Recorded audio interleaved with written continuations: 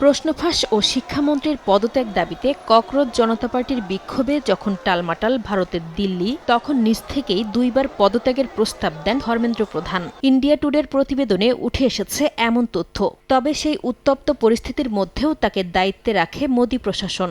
সরকার তখন যুক্তি দেয় সংকট থেকে পালিয়ে নয়, বরং সমস্যার সমাধান করাই তাদের লক্ষ্য। তাই মেডিকেলে ভর্তি পরীক্ষার প্রশ্নপত্র ফাঁসের ঘটনায় আন্দোলনের মুখেও শিক্ষামন্ত্রীর পদত্যাগ গ্রহণ করা হয়নি।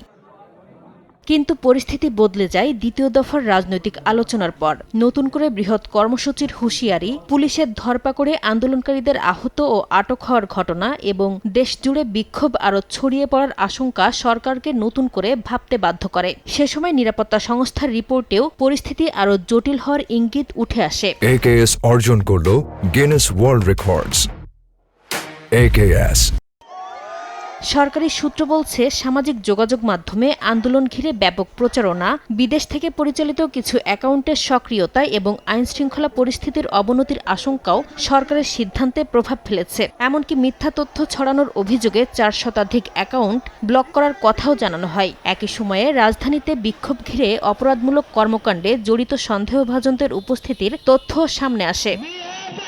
এরপরই বদলে যায় সরকারের অবস্থান।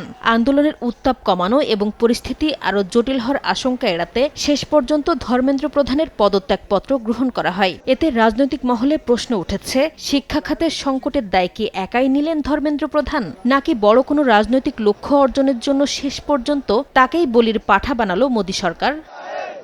নাসরিন রুমি, সময় সংবাদ।